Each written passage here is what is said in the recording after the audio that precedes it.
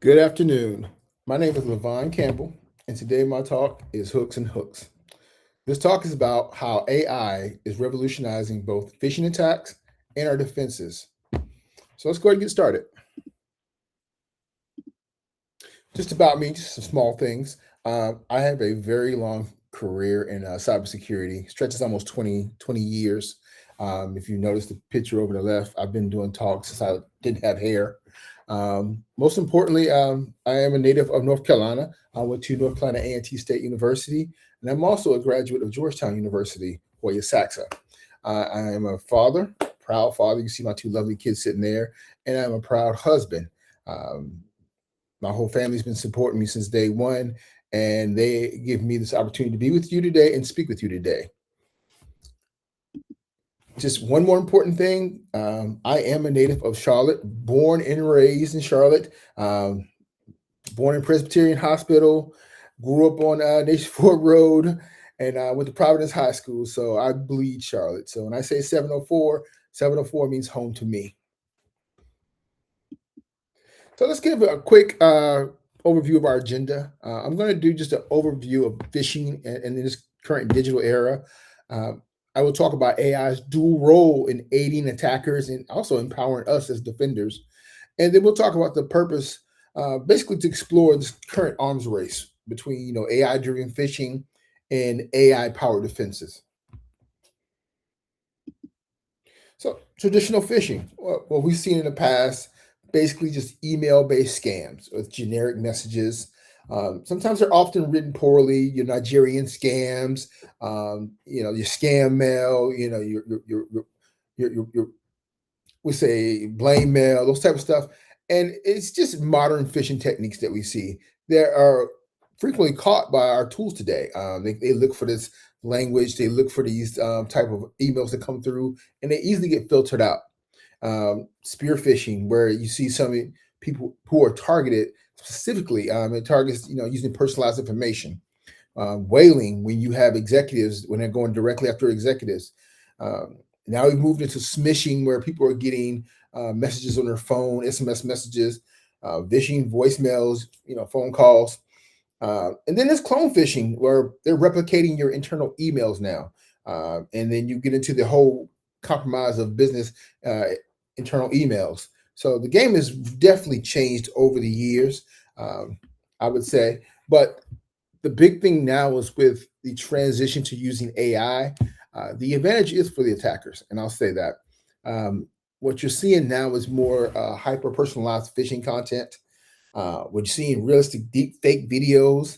Then you have the automated adaptive attack campaigns, and I'll get into that in a second. So let's just look at it from a 20,000 foot view. Basically, we shifted from just regular targeting phishing spear campaigns, hit the button, send emails out, to where now you can use more data that's out there. You can use data from social media. You can use data from postings, and now it becomes more formalized. And AI is analyzing how we communicate, the styles we use. Case in point, I have several social media accounts, whether it's Facebook, Instagram, and most importantly, LinkedIn. So with all of this abundant information out there, attackers now have more information to pull from to generate more centralized and more focused phishing campaigns. To give you an example, I used AI, GPT Recon, to do a little recon on myself. If you notice, the arrow is pointing to an actual prompt that I wrote that said, highlight any information in this profile. And I put my LinkedIn profile in there. And if you notice, it gave me a detail of all the information about myself, all the goodies that a guy could use or an attacker could use to target me in a phishing campaign. Now, didn't stop there. So now I said, no, let's stop right here. ChatGPT is not going to create a phishing email. You have to kind of go around the barnyard. And what I did is said, okay, let's create an email for a CISO job opening for Levone. Let's use the information from the profile to match the job description. Boom, just created the perfect phishing email. It creates a job opportunity that I could send myself, and I could put in either a link or an executable, and there we go. We're off to the races. So it's just that easy. Like, so much information out here now. With that said, AI is using what we call the language models as a weapon. Basically, the GPT tools are creating flawless emails. They're able to understand our talk patterns and how we communicate.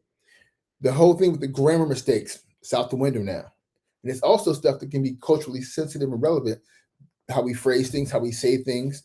So basically where we are now is hard to distinguish between genuine email or AI generated email.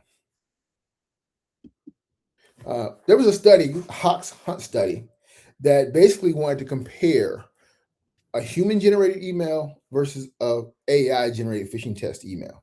And in that study, they found out that 4.2% were clicking on the human generated email. Now, still there was a 2.9 fail rate with the AI generated email, but what that says is that AI is getting there, but it hasn't quite caught up to what the human can do. And what we learned, if you look at the example from these emails, it's more of I think, personal thing that we do as humans, the way we talk, how we curve our conversations, how we say different things that AI hasn't quite learned yet. Now, AI does a good job of crafting good phishing emails, but what I can say is, I couldn't find your phone number, but I did find your personal email. Just wanted to contact you. Just the rhythm and the way we talk now is something that AI has learned, hasn't gotten to yet, but still the human won in that study. Now, not to say that AI is not efficient and not working properly, because it is, but it hasn't quite got to the human element of how we speak and communicate as human beings. Now, with that said, there is an abundance of information we keep putting out there. I talked about the social media aspect, and I definitely wanted to bring this up because people are running to do these things. They're creating these action figures. They're creating these cartoons. And what you're doing is giving more and more information to the brain. You're telling them your likes, your interests, your hobbies. You're drilling more information into the brain. It makes it more easy for people to phish you. I thought this is nuts because every time I see these come out, I'm like, hey, I had to call my family, my friends, stop doing these, please. So for fun, I had a coworker do one for me. He called. He said, hey man, I want to send you something. What you got? He sent me this. Well, here's the thing about it. One, I never told him I played football. Two, I never told him what school I went to. And three, I never told him what number I had. All he did is went to the prompt and said, create an action figure of Levone as a football player. And voila, there's a picture, there's an action figure of me. And then I never told him I won a championship. So it's so much information that's already out there to be used. It blew my mind to see this.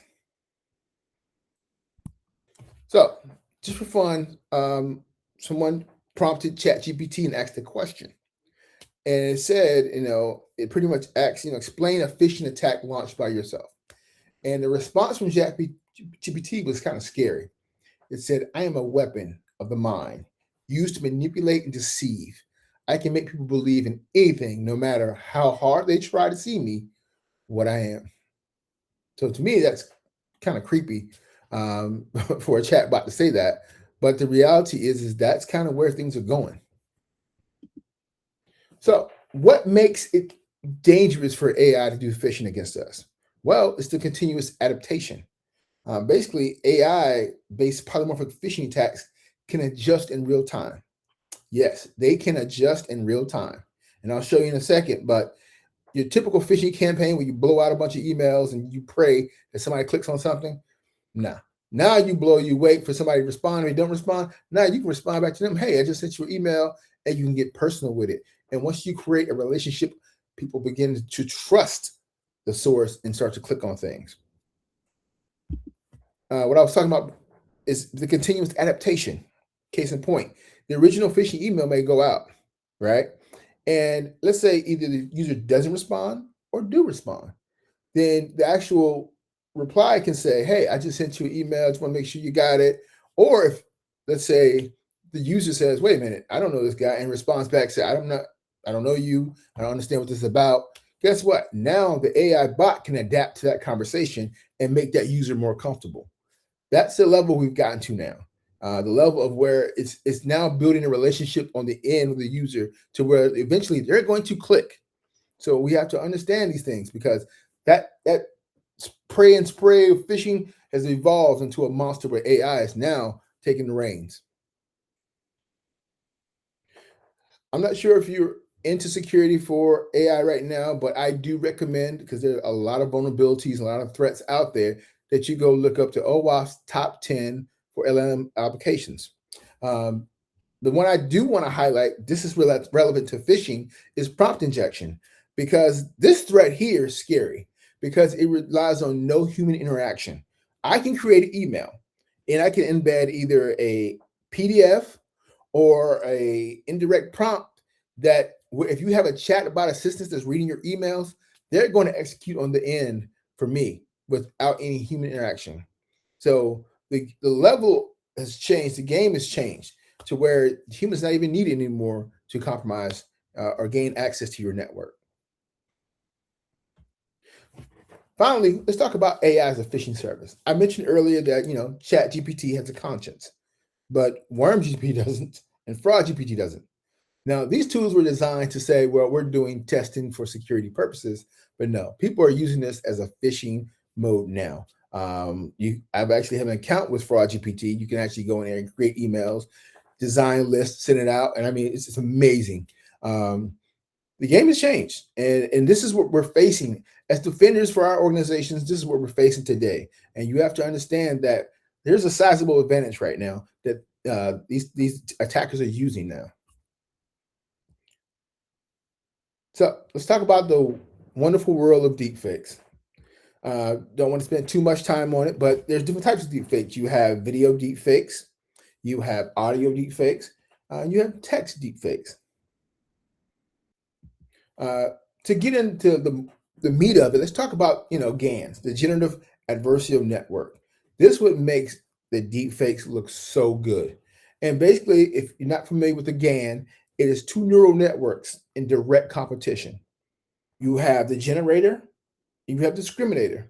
The generator creates an image. The discriminator looks at it and says, fake. Okay. Generator goes back to the drawing board, creates it again. Discriminator says, fake. This constant battle over time is helping perfect what we're seeing out right now. If you think back to what we're seeing in previous generations of images and stuff, the generator was winning. Okay, you had people who had 6 fingers, giraffes with 2 heads. I mean, it was a lot of images that were being put out there that was, you could tell it was AI. We always can see something and say, oh, that's AI. Typically, you say generate a picture of 3 guys by the pool, and they're all wearing the same shirt, and one guy's missing an arm. Now, with this constant adversarial going back and forth, these images are getting more detailed. These images are getting more and more refined. And that same thing with videos. The same thing with creating deep fakes.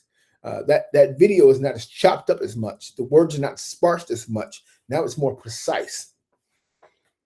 With that, just kind of a diagram of what happens with the generator, the discriminator. It's a constant process. And if you notice when it gets to the discriminator, if it identifies it as real or fake, there should be another arrow going right back to the generator to start all over again, because this is a continuous process to perfect the images that are being put out there now.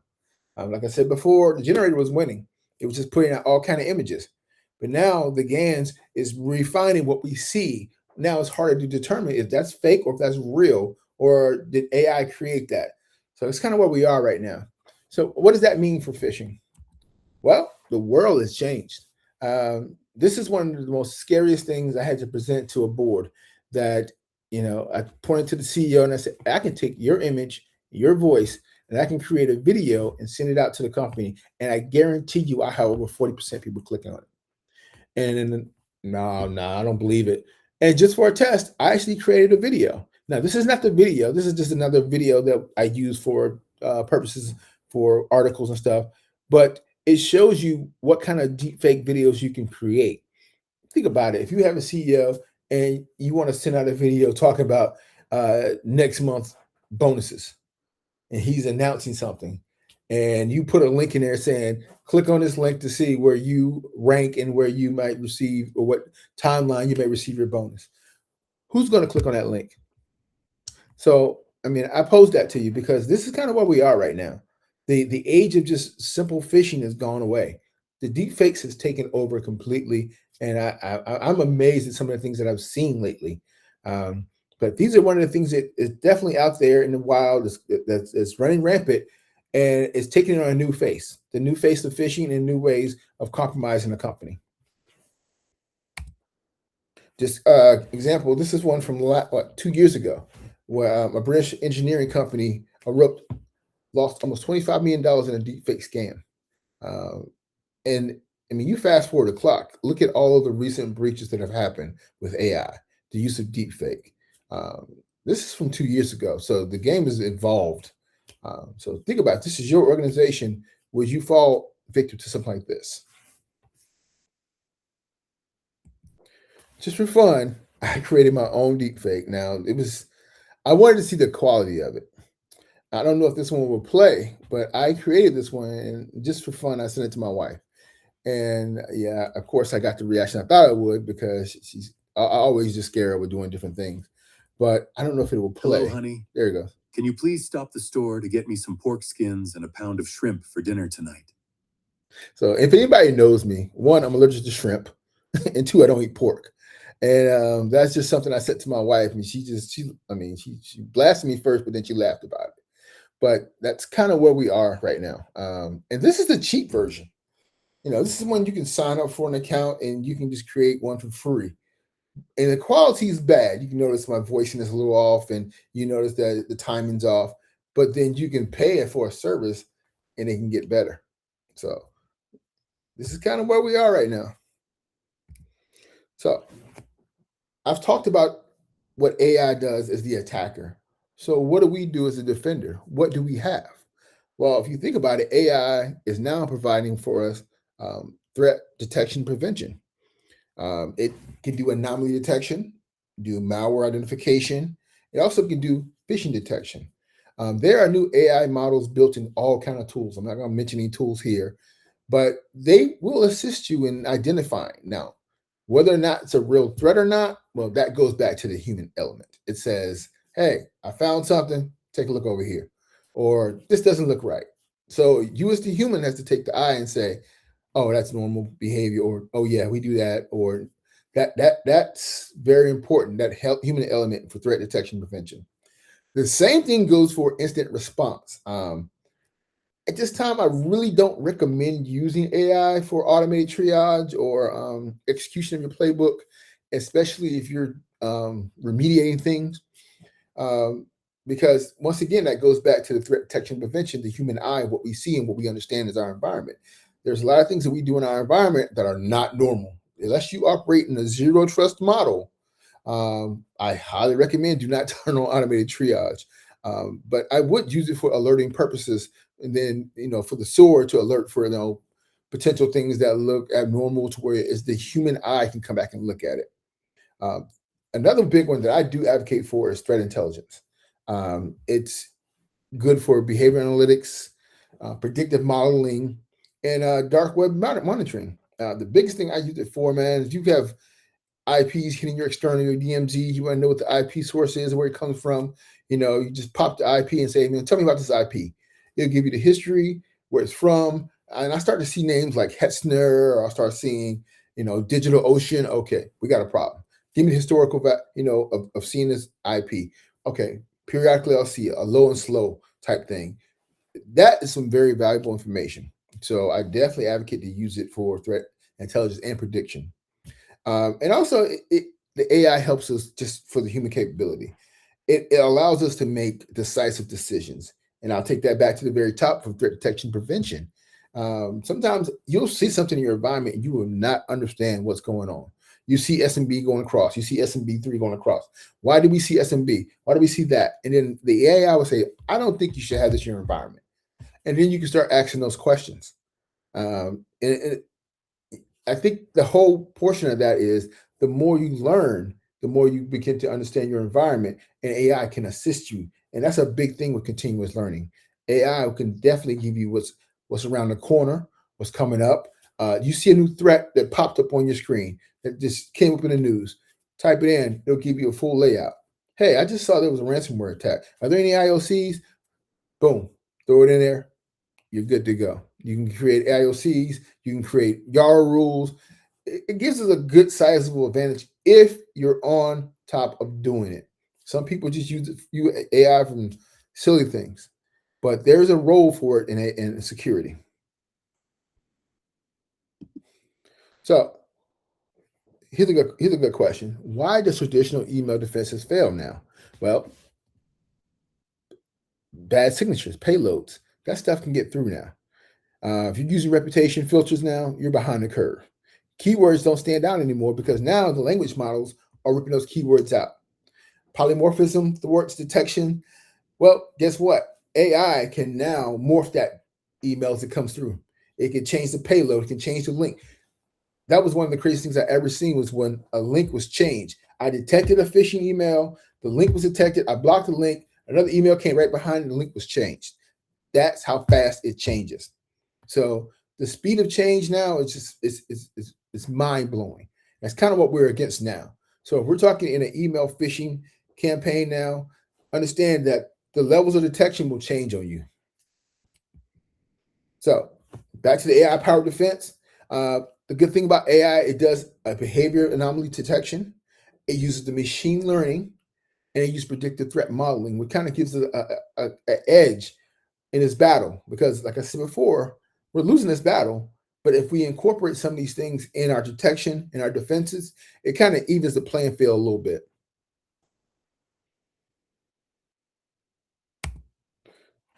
Going back to the natural language processing model for email analysis, AI can read and understand content. It can see an email. It can see the body of the email. Is this email normal? Is this a ransomware email? Somebody demanding something from you? It can detect suspicious language. Now, not very often do you see suspicious language anymore, but if there is a language or a tone that is speaking now, AI can tell you whether or not this email is either spam, junk, or a threat. It compares phrasing from typical emails patterns, so it can spot these things early on before it hits your environment. It understands the intent of the email, and so this allows for detection of phishing messages on a I would say a more refined scale. It eliminates the junk and it also allows you to see what's coming at you and in your environment. Just some other email phishing detections. The URL analysis for machine learning. It can carve up the domain, the URL structure. It can look at the destination page for you. If there's any redirects, that all goes back into the IOCs. If you wanted to do an investigation of a URL, you could tell the AI bot, hey, investigate this URL, and this is the kind of things it'll give to you. If you want to look at a particular sender, it'll give you reputation scoring. It'll basically do domain authentication, SPF, DKIM, DMARC, all the things that most tools you would have to go dig for. It can automatically just give to you in one prompt. And if it, case in point, another beautiful thing that I've seen before is if there's a business email compromise. So if sometimes you don't know if a company or a vendor or somebody you're working with whose email's been compromised. But if you start to receive certain emails coming to your environment, that AI bot can actually look at it and start comparing the writing styles. It can identify if it's been spoofed, look like domains. It can flag certain requests. I mean, it can really identify if a user and give you a notification, hey, this group has been compromised. A lot faster than that guy picking the phone up and say, hey, I think our email's been hacked. So that's one of the tools in detection. Just to give you an example, I use generic tools, for example, but this is a summary from one of the tools I use. It was a malware example analysis. Now, it'll give you the complete malware analysis and say, hey, this looks like malware, it smells like malware, but you decide what it is. So at that point, the human has to step in and say, okay, let me go and look, let's pull this sample, let's run it through a sandbox and let's see. Because one thing it's not going to do is give you a definitive answer unless it's a signature. And I told you before, we're kind of getting away from the signature detection because they've gotten a little crafty with it. Another one on the right-hand side is basically a phishing evaluation. And it'll give you all the reasons why it thinks it's a phish. It'll tell you the attack analysis. It'll tell you if it has any links. It'll tell you, any machine learning that it sees language-wise. And it also gives a reputation of the sender. So if you actually go to your tool and you pull up this email, you'll automatically have what they call a smart phish evaluation. Once again, that goes back to the human element. You look at it and go, oh, this is a new client or something like that. So you can actually make that deciding judgment toward the end. Now, where are we now with the arms race? Well, we know the attackers evolve, the defenders adapt, and then the attackers evolve again. Growing complexity and speed and automation is changing. It's changing the way we see and handle threats. So what was handled yesterday, what was a threat yesterday, it changed. Tomorrow's a whole new day. And the escalating costs and the skills required for this defense is going up. It's changing. So I encourage people to jump in, learn what you can, understand as much as you can right now, because the playing field is constantly shifting. So let's think about some practical defense strategies. Okay, let's combine this all together. Where can we go from here? Well, you could combine AI tools and the human training. You can't have one without the other. We're not getting away from humans, and AI is not going to do it by themselves. Definitely invest in the behavioral analytics. This is a critical element for future detection. I always say this: foster a security-first culture in your company. This is going to help people think and see and say, did I request this email? Because AI now is blowing past our defenses. It gets to the end user. We have to have our end users on our side now to be able to say, let me look at this email again. Let me send it to the security team because I don't trust it. And then last but not least, please have regular phishing and simulation and awareness campaigns. And I say this because some companies have gotten away from this, but just phishing your users and then sending out, video training, it's not helping. You need to have regular interaction with your users, whether it's awareness campaigns or it's even having a session after the phishing campaign. But interact with your users to, help them to see the threats that's coming at them, because we can see it. If we don't teach them to see it, we're wasting our time. So here's some key takeaways. Understand that AI can amplify both phishing and protection capabilities. Whether you dive into it or the attacker dives into it, that depends on whether you survive this game. Two, we have to be proactive. Multi-layered defense is essential. Don't just rely on the AI to do the job for you. You have to be able to understand what you're seeing and how to defend against it beyond just using the tools. And that's another talk about skills versus tools, but definitely be more proactive. And three, the human still plays a critical role alongside the machines. You're not going to replace the humans, the machines, and you're not going to replace the machines. We have to work together in this. I want people to understand that, because I've sat in boardrooms and I got the question, are we going to replace the humans? No, because the humans are the critical eye that you need to define what's a threat and what's not a threat. So I end this and ask you a question. What role do you see AI playing in your organization's cyber defense strategy? With that, I conclude, and I say thank you. And before I thank you, and before I leave, I always give a shout out to my mentors who got me this far in this industry. The guy on the right, his name is Barris Bramble. He's been with me ever since day one. He's pretty much helped me become the security professional that I am. The guy on the left, rest in peace, is Paul Brager. He was a giant in the OT world. And I thank him because he's the one that helped me become the speaker that I am. My very first talk, I was freaking out. I wasn't sure what I was doing. He walked up to me. He said, "Hey, speak your knowledge." And 20 years later, I've spoken all over around the world. And I thank that man right there. With that, I should thank you. And I conclude this presentation.